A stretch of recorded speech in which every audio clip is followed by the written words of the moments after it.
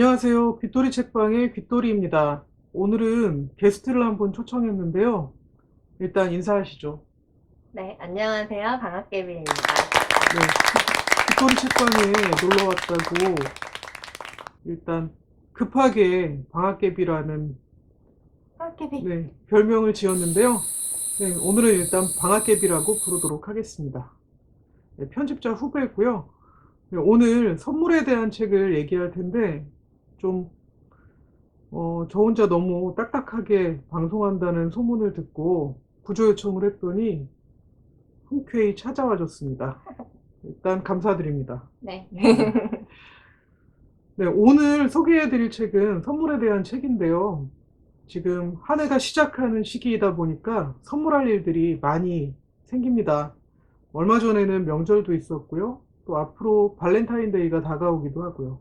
또 졸업이나 입학, 승진, 이런 일들로 선물할 일이 자주 생기는데, 어, 이렇게 선물을 해야 될 때면 고민이 많이 되는데요. 여러분은 지금까지 어떤 선물을 주고받으셨나요? 그러면 방학개비님은 주로 어떤 선물을 하시나요? 저는 주로 그림책 같은 걸 선물합니다. 어, 혹시 그림책을 선물하는 특별한 이유가 있나요? 지인들한테 어울리는 그림책을 골라서 선물하는 재미가 있더라고요. 네. 그래서 저한테도 그런 그림책을 선물해 주셨군요. 네, 뭐였죠? 봄에 관한 책이었던 걸로 기억하는데요. 네. 이렇게 특별한 날이 아니더라도 좀 선물을 지인들과 자주 주고받는 사람들이 있고 또 그렇지 않은 분들도 있는데요.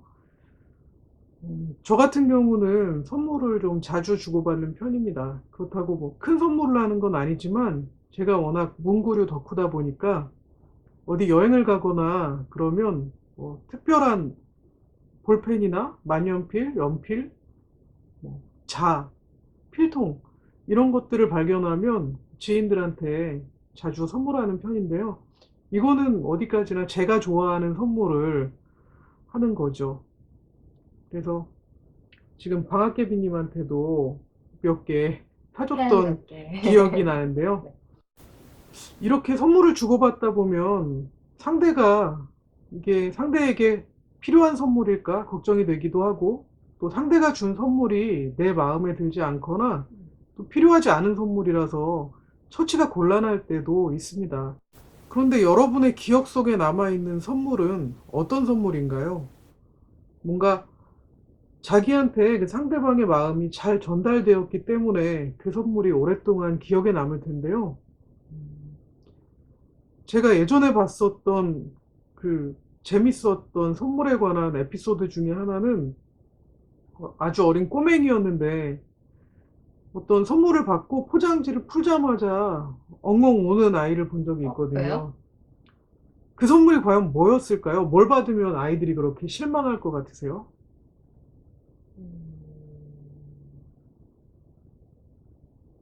학습지. 네, 아이들이 싫어하는 선물 중에 손꼽히는 게 뭐 책 선물 같은 것들이 있기는 한데 책은 아니었고 양말이었습니다. 아, 그래서 양말 같은 것들은 사실 아이들한테는 부모님이 일상생활용품으로 사주는 거다 보니까 특별한 뭐 음, 취향이 있지도 않고 꼭 그쵸. 필요한 물건도 아닐 텐데 이 양말을 받고 엉엉 우는 아이를 본 적이 있었습니다. 음, 그래서 아이들한테 저런 선물을 절대 하면 안 되는구나 라는 생각을 하게 됐는데요.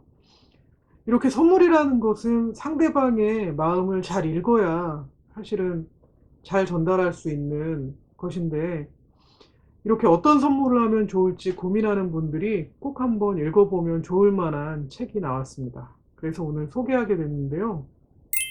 네, 바로 이 책, 김풍기 교수님이 쓴 선물의 문화사입니다. 네, 방학개비님은 김풍기 작가에 대해서 들어본 적이 있으신가요? 이름만 들어봤어요. 네, 주로 어떤 글을 쓰시는 분으로 알고 계신가요?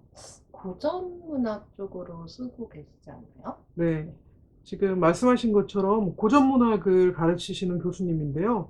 네, 제가 이분 책을 처음으로 읽은 것은 조선 지식인의 서가를 탐하다라는 책이었는데요. 한시에 대한 책도 많이 쓰셨고, 또 예시에 매혹되다, 독서광 허균 같은 책도 쓰셨습니다. 고전문학 옥로몽을 완역하신 분이기도 하고요. 또 고미숙, 길진숙 선생과 함께 열하일기를 번역하기도 했습니다. 그래서 이렇게 고전문학에 또 일가를 이루신 분이신데, 이번 책은 선물이라는 테마로 우리 조상들은 어떤 선물을 주고받았을지 쓰셨습니다. 이 선물의 문화사는 김풍기 교수님의 전작으로 미루어 알 수 있듯이 우리 조상들이 주고받은 선물은 어떤 것이고 그 선물에 담겨 있는 문화사적 맥락을 잘 짚어내고 있습니다. 네, 이 책은 지금 보시는 것처럼 디자인만 봐도 굉장히 고풍스러운데요. 이렇게 이제 편집자들끼리는 이 표지를 부르는 말이 있거든요. 그래서 뭐 표일, 책등, 표사. 표사, 표이, 표삼 뭐 이렇게 얘기를 하는데, 지금 이 책의 표지와 뒷표지를 보시면 아주 고풍스럽게 단장이 되어 있고요. 뒷표지엔 매화가 그려져 네, 있네요. 뒷표지에는 매화, 그리고 이 앞표지에는 거미 한자로 놓여 있습니다. 그리고 지금 제목이나 지금 이 앞뒤에 서체를 봐도 어떻죠? 진지한 궁서체입니다. 네, 궁서체로 되어 있습니다. 그래서 좀 고풍스러운 책이다라고 얘기를 드릴 수 있을 것 같고요. 특히 여기 뒷표지를 보시면 이 책에서 다루고 있는 19가지 선조들이 주고받았던 선물들이 일목요연하게 정리가 되어 있습니다. 그래서 사실은 이 부분만 보셔도 이 책의 내용을 어느 정도는 짐작하실 수 있는 부분입니다. 그래서 여기 지금 19가지 선물이, 우리 조상들이 주고받은 선물들이 나열되어 있는데요. 이 선물들만 한번 읽어주시겠어요? 달력, 단호부채, 지팡이, 분재기, 버드나무, 매화, 종이, 앵무배, 도검, 벼루, 가옷, 집신, 화장품, 안경, 차, 청어, 청심환, 청심환도 있네요. 귤, 술 이렇게 있습니다. 네. 이 중에 좀 이런 걸 선물로 주고받다니 하는 좀 충격적인 거 있으신가요? 청심환이요. 청심환. 네, 이 책에서 다루고 있는데 청심환 아주 귀한 선물이었다고 합니다. 특히 국제적으로 인기가 많아서 청나라에 간 조선인들한테 그렇게 청심환을 얻으려고 애를 썼었다고 합니다. 분재기는 뭔가요? 네, 분재기는 사람이 죽고 나서 재산을 이렇게 나누는 기록인데요. 예전에는 이렇게 유언으로 미리 재산을 나누는 경우보다는 부모님이 돌아가셨을 때 3년상을 치르고 나서 그 재산을 나눠 가졌다고 합니다. 근데 그렇게 재산을 나눠 가질 때 자기한테 고마웠던 사람에게 어떤 내 재산 중에 어떤 것을 이 사람에게 줘라 라는 기록을 남겨서 이렇게 후손들이 그걸 따르게 하기도 했었고, 뭐 그런 얘기들이 담겨 있습니다. 네, 그리고 이 책이 좋았던 이유는 이렇게 우리 역사와 문화를 다루고 있는 책이지만 좀 그 안에 사람 냄새가 물씬 풍기는 책이었기 때문입니다. 그래서 어떤 선물이 어떤 맥락을 가지고 우리 선조들이 주고받게 되었는지에 대한 문화사적인 고찰도 물론 잘 되어 있지만, 이 이야기들을 읽다 보면 그렇게 조상들이 이런 식으로 이런 물건을 통해서 마음을 주고받았구나 라는 생각을 할 수 있게 되어서 더 좋은 책이었습니다. 그러면 조상들이 주고받은 선물들 중에 대표적인 것들 몇 가지를 살펴볼 텐데요.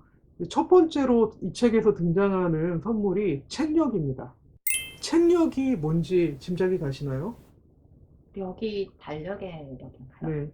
그래서 지금은 달력이 1년 단위로 이렇게 한 12장 정도 넘길 수 있도록 나와 있지만, 예전에는 달력이 책의 형태였다고 합니다. 그래서 어떤 달력들은 뭐 100년의 기록까지 날짜가 이렇게 쓰여져 있었다고 하는데요. 이렇게 책력은 지금 생각하는 달력과 좀 다른 것이, 지금 달력에는 어떤 것들이 주로 기록이 되어 있죠? 지금 달력에는 양력과 음력과 뭐 날짜와 요일 그런 게 기록돼 있죠. 네, 그리고 뭐 국경일이나 명절, 네. 절기 이런 것 정도가 표기가 되어 있는데요. 예전의 책력은 이것보다 훨씬 더 복잡한 정보들이 많이 담겨 있었다고 합니다.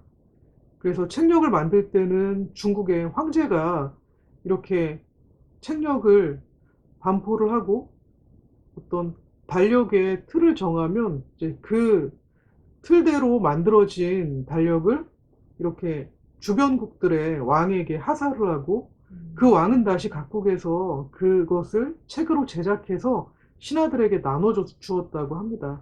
그래서 이 책에 보니까 어느 해에 우리 조선에서 제작된 책력의 숫자가 4,000부였는데 왕이 4,000부를 찍어서 그것을 신하들한테 나눠주면 그 신하들이 받은 달력을 가지고 이렇게 민간에서는 필사를 한다든지 이런 방식으로 달력을 사용했다고 하는데요.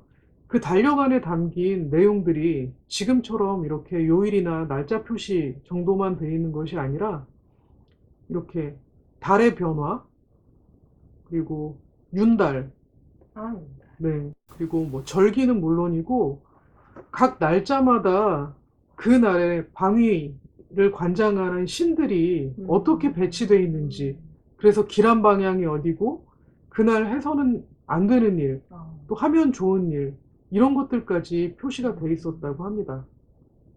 그래서 달력이라는 것이 당시에는 얼마나 귀했을지 좀 짐작이 가는데요.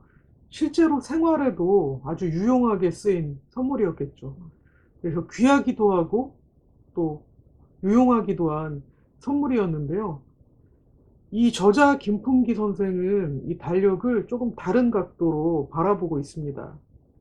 달력이라는 게그 생활을 하기 위한 시간을 표시하는 도구다 보니까 권력자가 이렇게 시간을 정할 수밖에 없고 그 권력자는 자기가 정한 시간에 사람들을 끌어들여야 하는데요. 달력이 바로 권력자가 자신의 시간 속으로 사람들을 끌어들이는 도구였다고 보고 있습니다. 그래서 이 책에 나와 있는 그 내용 중에 우리나라 60년대부터 80년대까지 정치인들이 나누어 주었던 한 장짜리 달력이 나오는데요. 가운데 정치인의 사진이 크게 박혀 있습니다. 그리고 일련의 그 달력 표시가 되어 있는데요. 1년 동안의 날짜가 월별로 이렇게 표시가 되어 있는데 그것을 1년 내내 정치인의 얼굴이 박혀 있는 달력을 집이나 상점 같은 데 걸어 놓고 썼다고 합니다. 그것도 권력자가 자신의 시간 안으로 사람들을 끌어들이는 방법 중에 하나였겠죠. 좀 북한인가요? 네, 이 책에서 달력을 다루고 있는 부분 중에 인상적이었던 부분을 한 구절 읽어보도록 하겠습니다. 중국의 달력에서 대한제국의 달력으로 다시 일본 제국주의자들의 달력을 거쳐서 단기의 달력을 지나 이제는 전 지구적으로 강요되고 있는 서양의 달력이 만든 시간을 우리는 살아간다. 촘촘한 시간의 그물이 삶을 분과 초 단위로 옥죄고 있고 그 시간의 미세한 분할은 점점 우리 삶의 속도를 가속시킨다. 그 시간의 그물 사이를 슬며시 빠져나가 전혀 새로운 시간, 누구도 경험하지 못했던 시간의 분절과 여유를 꿈꾼다. 새해 달력을 선물로 받으면서 권력을 넘어서 새로운 세상을 구성해보고 싶은 마음을 그 달력 귀퉁이에 담아본다. 이런 내용이 담겨 있는데요. 예전 선조들이 주고받았던 그 달력에서 시작해서 권력자들이 자신의 시간으로 사람들을 끌어들이는 방편이었다라는 분석을 거쳐서 자신이 스스로 시간을 구성해보고 싶다는 소망을 담은 글이었는데요. 이렇게 달력을 선물하는 것은 요즘으로 치면 다이어리를 선물하는 것하고 비슷할 텐데요. 이렇게 다이어리를 뭐 회사에서 받기도 하고 또 요즘에는 뭐 스타벅스 다이어리 네, 이런 모아서. 것들 받기 위해서 또 노력하시는 분들도 많은데요. 이렇게 다이어리를 새로 쓰고 시작할 때 가졌던 그 마음들, 이런 것과 달력을 선물하는 마음이 아마 비슷한 부분이 있을 것 같습니다. 네, 두 번째로 소개하고 싶은 선물은 저는 이게 굉장히 의아한 선물이었는데요. 버드나무였습니다. 나무를 그냥 선물하나요? 네, 버드나무를 통째로 선물한 게 아니라 그냥 나뭇가지를 꺾어서 선물한 건데요. 아, 어떻게 보면 돈이 전혀 들지 않는 음, 선물이었고 성의가 없어 보이기도 음, 하는데 이 부분을 읽으면서 '아 버드나무 가지를 꺾어 준다는 게 이런 의미가 있었구나.'라고 좀 많이 새롭게 음, 알게 된 부분이었습니다. 예전에 어떤 고전 문학 작품들을 읽으면서 버드나무 가지를 꺾어 주는 그런 이야기가 나오는 뭐 한시들을 음. 몇 가지 본 적은 있었는데 그 버드나무 가지 꺾어 주는 것이 그렇게 관습적인 선물인 줄은 미처 모르고 있었습니다. 지인이 멀리 길을 떠나는 방학개비님한테 네. 버드나무 가지를 하나 툭 꺾어서 준다면 어떤 느낌이 드실까요? 되게 당황스러울 것 같고요. 네. 어떤 의미로 나한테 나뭇가지를 그냥 네. 떨궈줬나 네. 그 궁금하게 될 것 네. 같습니다. 지금 같은 경우에는 그 버드나무 가지를 꺾어 주는 것에 대한 음, 의미를 이렇게 전혀 알 수가 없기 때문에 그렇죠. 지금은 아마 나뭇가지를 그렇게 꺾어 줬다 그러면 아주 실망할 수 있겠죠. 화를 뭐야? 내거나. 네. 아주 황당한 선물이 될 텐데요. 조선 시대에 선조들이 주고받았던 버드나무 가지에는 좀 깊은 의미가 있었다고 합니다. 이렇게 아무렇게나 한 선물은 아니었고요. 이 관습에 대해서 이제 일종의 관습적인 선물이었는데요. 이 관습에 대해서는 성우 이익 선생이 남긴 글이 있다고 합니다. 이 글을 보면 버드나무 가지를 꺾어주는 것은 돈이 전혀 들지 않고 어떻게 보면 성의가 없어 보이는 선물이기도 하지만 실제로는 그렇지 않았다라고 하면서 가난한 선비들이 음, 이렇게 선물을 해주기가 마땅치 않고 또 길을 멀리 떠나는 지인들에게 예의는 차리고 싶은데 자기의 음, 마음을 다해서 어떤 선물을 구하기 어려울 때 아, 버드나무 가지를 꺾어서 네. 선물을 했다고 합니다. 그런데 왜 하필 버드나무 가지였냐라고 음, 얘기를 하면 버드나무 가지는 봄이 되면 아주 왕성한 생명력을 자랑하는 식물이었다고 합니다. 버드나무까지는 이렇게 꺾어서 땅에 꽂기만 하면 싹이 돋아서 음, 다시 나무로 자라는 식물이기도 한데요. 음, 그렇게 왕성한 생명력을 가진 나무였기 때문에 무사히 이렇게 먼 여정을 마쳐라 아, 하는 의미도 있었다고 하고요. 또 되게 봄이 좋은 되면, 의미네요. 그렇죠. 음, 봄이 되면 이렇게 왕성하게 다시 푸른 싹을 틔우는 음, 것이기 때문에 고향의 봄을 상징하는 또 식물이었다고도 합니다. 그래서 다시 이렇게 버드나무 가지에 싹이 돋을 때쯤에는 고향으로 돌아와라 하는 음, 의미를 가지고 있었다고 합니다. 또 연인들끼리도 많이 주고받았었는데요.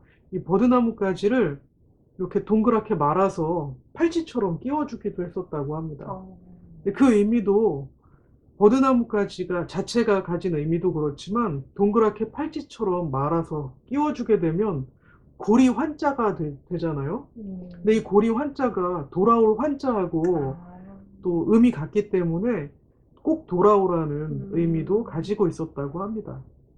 그래서 이 책에서 말하기를 버드나무까지는 예경 정의중이라고 표현합니다.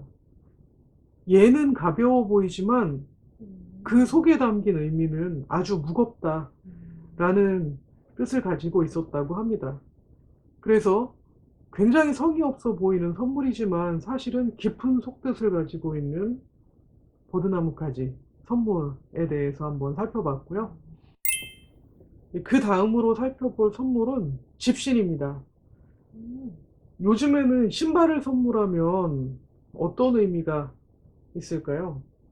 연인한테 선물하면 도망간다는 의미도 있지 네, 않나요? 그런 속설이 있어서 연인들 사이에서는 뭐 신발을 선물하면 되네 안 되네 뭐 이런 음, 얘기도 있는데요. 그런데 선조들이 주고받은 그 선물 음, 중에 집신에도 이런 비슷한 음, 의미가 있었다고 하는데요. 네, 집신은 가난한 서민들이 손쉽게 만들어서 신고 구할 수 있는 신발이었는데요. 네, 선비들 중에서도 곤궁한 이들은 가죽신을 음, 신지 못하고 이렇게 집신을 신고 다니기도 했었다고 합니다. 그런데 이렇게 집신을 선물하는 마음은 어떤 것이었을지 짐작해 볼 수 있는 시가 수 있어서 한번 읽어보도록 하겠습니다. 권상하에 산인이 집신을 보내오다라는 시입니다. 요즘 병이 많아 깊숙한 집에 누웠는데 무슨 일로 은근히 집신 붙이셨는가? 생각건대 산속에 봄이 한창 좋을 때라 나를 불러 꽃핀 시내를 걸어보자는 것이리. 네, 이 시는 소식을 듣고 싶은 날 나에게 찾아오기를 바라는 마음이 잘 담겨 있는 시였습니다. 예전에 드라마에서도 비슷한 상황이 나오기도 했었죠. 남자 주인공이 여자 주인공에게 예쁜 신발을 선물해 주면서 나한테 올 때 이거 신고 와요. 좋은 날 예쁘게. 날 좋은 뭐, 날 네, 날 좋은 날 예쁘게. 뭐 이런 대사가 네. 있었죠. 네, 그런 것처럼 만나고 싶은 이에게 선물하기에 좋은 그런 물건이 신발이 아닌가 하는 생각도 해봅니다. 음, 네, 이 책에 나와 있는 많은 선물들이 있었는데 그것을 다 소개하기는 어려워서 지금 책력, 버드나무, 집신 이렇게 세 가지를 소개했는데요. 몇 가지 더 책 문장을 통해서 소개를 해드리도록 하겠습니다. 이번에 소개할 부분은 차인데요. 물론 자동차는 아니고 마시는 마시는 차입니다. 네, 차에 관한 내용은 오늘 게스트로 오신 방학개비님께서 읽어주시도록 하겠습니다. 차를 마시는 행위는 일상의 공간을 비일상의 공간으로 전환시키는 역할을 한다. 심지어 일거리가 쌓인 사무실 책상 위에서 차를 한 잔 마주하는 순간 마음가짐이 새로워지면서 지친 삶의 위로가 되는 경우를 경험하기도 한다. 간단한 다구일 망정 몇 가지 늘어놓고 물을 끓이는 것만으로도 내가 마련하는 찻자리는 순식간에 일상의 번호함을 넘어서 청정한 공간으로 탈바꿈한다. 그러니 차를 선물하는 것은 청정한 세계를 선물하는 것과 같다. 그 희귀성은 물론이거니와 마음속에 두텁게 내려앉아 있던 홍진의 묵은 때를 벗겨내는 희묘한 음료를 선물로 주는 것이다. 네, 고생하셨습니다. 네, 이 부분을 읽으면 지인들에게 가볍게 선물을 할 때 커피 쿠폰 같은 것들을 모바일로 많이 선물을 하는데요. 이렇게 커피 쿠폰을 선물하는 마음도 이것과 비슷할 거라고 생각을 합니다. 바쁜 일상 속에서 잠깐의 휴식을 가지면서 뭔가 여유를 가진. 네, 여유도 갖고 또 맑은 정신으로 또 다시 한번 심기일전할 수 있게 하는 선물일 텐데요. 그냥 쿠폰만 보내지 말고 좀 여기에 나왔었던 이런 좋은 문장들을 같이 좀 보내드리면 또 보내는 사람의 마음이 잘 전달되지 않을까 하는 생각도 해봅니다. 네. 그리고 선조들의 선물 중에 하나 더 소개해드리고 싶은 것은 매화였는데요. 표사에 나와 있는 외화인가요? 네. 외화꽃? 바로 네. 여기에 나와 있는 매화입니다. 그런데 매화는 예로부터 선비들의 절개를 상징하는 꽃이기도 했고, 또 선비들, 사대부들 중에는 이 매화 매니아들이 굉장히 많았는데요. 이 선조들이 주고받은 선물들 중에 이 매화를 받고 감격한 분의 시가 있어서 한번 읽어보려고 하는데요. 정구라는 분이 매화를 보내준 서사원이라는 분에게 보내는 답장이었습니다. 화분 3개에 담은 아름다운 꽃이 이웃사람과 함께 나란히 들어오니 맑은 향기가 방 안에 그득하여 초라한 내 집이 갑자기 호화로워졌습니다. 벗이 주는 정겨운 선물이 이 정도에까지 이르렀단 말입니까? 향기와 덕에 취해 너무 즐거운 나머지 배고픈 것도 잊었습니다. 네, 그 선물을 받고 정말 감동하고 감격하는 이 사람의 마음이 너무 잘 느껴지는 시 아닙니까? 오죽하면 이걸 배고픈 것도 네, 어떻게 잊을 수가 있다. 너무 즐거운 나머지 배고픔을 잊었다라고 말할 정도로 이 매화의 향기에 취해 있는 선비가 그려지는 부분입니다. 지금까지 우리 조상들이 주고받았던 선물들에 대한 이야기를 살펴봤는데요. 어떠셨나요? 요새는 선물이 사실은 뭐 상품성이나 뭐 경제 가치, 뭐 비싼 선물을 하면 더 좋고, 뭐 이런 정도로 하거나 아니면 그냥 물건만 주고 끝나버리는 그런 아쉬운 경우도 있었는데요. 이렇게 선물의 문화사라는 책을 통해서 이렇게 선물을 준비하는 사람의 마음이 이제 받는 사람에게도 잘 전달될 수 있구나. 이렇게 마음과 마음이 좀 이어질 수 있겠구나. 그래서 저도 선물에 좀 의미를 담아서 주고 싶은 마음이 들었습니다. 이 책의 작가 김풍기 선생도 선물을 우리 공동체를 건강하게 만드는 힘이라고 표현을 하고 있습니다. 요즘에는 사실 뇌물인지 선물인지 모를 그런 선물들을 많이 하기도 하는데요. 그 속에 담긴 마음보다는 상품성이 앞서기 때문일 것입니다. 음. 그런데 근대 이전에 지금 선물에 대한 기록들을 우리가 쭉 살펴봤는데요. 김풍기 선생은 당시 사람들의 일상이 선물로 꾸려졌다고 해도 과언이 아니다라고 말하고 있습니다. 이렇게 특별한 날이 아니어도 아주 다양한 이유로 선물을 주고받고 했었던 그 조상들의 모습에서 비록 가난하고 또는 부족하고 한 삶이었지만 훨씬 더 풍성하게 살 수 있었던 것이 아닐까 하는 이야기를 하고 있습니다.